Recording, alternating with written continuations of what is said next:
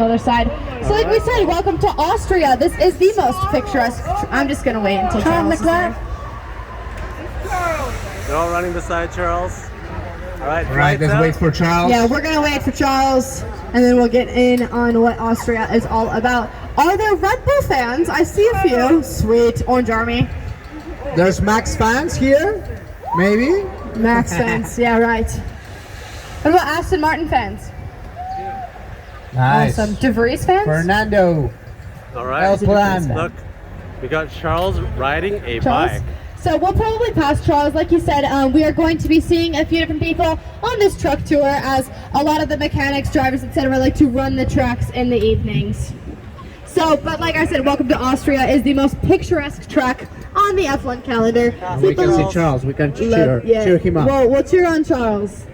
All right, here we go.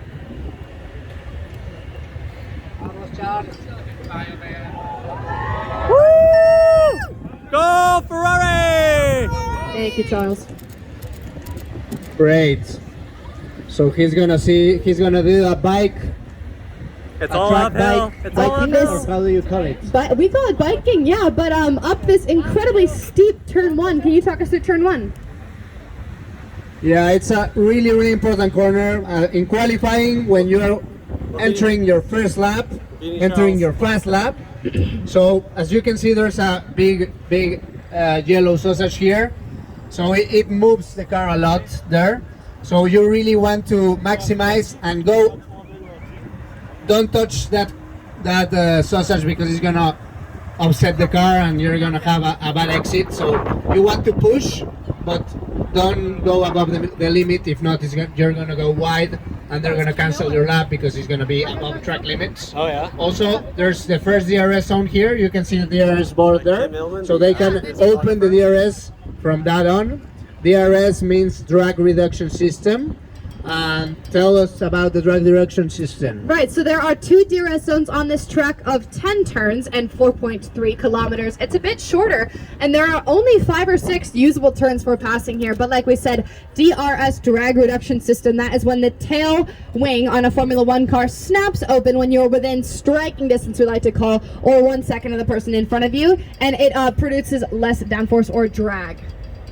Makes the car faster. Correct, and we're heading into turn 3, so this is a really important corner. Also, like the best overtaking opportunity on the track. It's a hairpin, it's a big braking. You come like 350 kilometers per hour here, and then as you can see, it's uphill. And something you don't see on the TV, and you can see now, when it's the elevation changes. You can see that even the truck is a little bit difficult to go uphill. So it's really uphill. And when you are in a car uphill, obviously you can brake later. So that's why they come 350 and then just brake in 50. Yes. Sorry. So in you're 100 meters they brake from 350 to 50 to 80. You guys can enjoy Yes, it like we with said, us. we do not see this elevation change, and nor do we see that big brown bullet in the center of the track. So like we said, previously to this being named Red Bull Ring, appropriately so considering their recent dominance, it was actually called A1 Circuit prior to the owner of Red Bull buying the track. But like I said, we have seen incredible Red Bull dominance and consistency both this season and last. And although we have great weather right now, we are seeing some rain in the forecast for this weekend, which might give Red Bull another push ahead. Correct. So yeah, it's gonna be interesting how I'm gonna do a pause here because this is the most beautiful view on the track. It's the highest point on the track, and you can see it's beautiful. You can see the moon there going out. So it's really nice. And now, because it's the last tour, you have like the golden hour, so it's like the sunset. You guys basically chose the best truck, the best tour guides, and the best time to go. And the best expert hosts. Yes, including Jose. So, like we said, just a gorgeous track. Everyone in F1 looks forward to coming here because we're typically in big cities, and where a lot of us come from, you don't get to see this gorgeous landscape. You step outside in the morning and it smells fresh and you feel alive. It's insane, and obviously the energy that Red Bull and the Red Bull fans bring here is unmatched. We haven't seen much like that this year. We see a bit of that fan craziness over in the States. In Austin, we saw a bit of it, and obviously Mexico. But some European fans here that you see, those Max Verstappen fans, get a bit wild. Yell if you're a Max fan. your way. That works too. I'm kidding. right. Don't be camera shy. He'll win. We know. Okay, now we're heading into turn 4. Was that a So commentary as I skirt? told you, it was a heavy braking into We're turn gonna look at this 3. Red Now Bull. turn 4, it's World also heavy famous braking, Red Bull. but this is downhill. And you also have, right now, you have tailwind. The tailwind, so in a car, in a racing car like a Formula 1 car, that is aero, that it depends a lot in the aerodynamics. You depends also in the wind on the track, all right? So normally when you are a driver here, they tell you where the wind is coming from. So if you have headwind, you can brake later. If you have tailwind, obviously the wind is pushing you. So into turn 4 right now we have tailwind because the wind is, you can blow it that way. But also when you are in a Formula 3, you don't have the engineer telling you that. So a trick that I use, I see where there's flags on the track, and then I There's can the see where the wind famous is blowing, and bull then I butt. can see where I can brake later. Yes, So there. it's like a little trick. Right over here is a better look at that Red Bull and all those flags. And Jose, as you're saying, you'll watch the flags to see which direction the wind is going. In those Formula 2 and 3 cars that we'll see on track this weekend, they have some incredible title battles going on and are definitely not something to shy away from. So if you want to step away from maybe some of the repetitiveness of Formula 1 this season, I highly encourage you to watch Formula 2 and Formula 3. And it is a good track for it too. And yeah, this is one of my favorite parts of the track. So it's really these two left-handers, really fast corners. You can carry a lot of speed. You can use all the track. Really, really nice. Difficult to overtake though. Not a good overtaking spot to overtake. But you can go if you have good tires, and if the car in front do a little mistake, you can really go for the gap. We can cheer up all the runners here, so they can finish the lap because they are pushing quite a lot.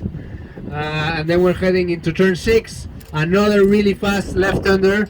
I really like this part of the track, and you can really use like all the run-up area on the exit. Is really nice. Yes, this corner is, like you said, Jose, where we might see some action, but not necessarily the good kind. The only time this corner is great for passing is when the person in front of you makes a mistake. So we could see some crashes here. In Montreal, we had a track that was exceptionally difficult for rookies. This being quite the opposite, we might see some really interesting qualifying standings, and obviously it's a sprint weekend, so we have a lot of opportunities for some potentially really exciting racing.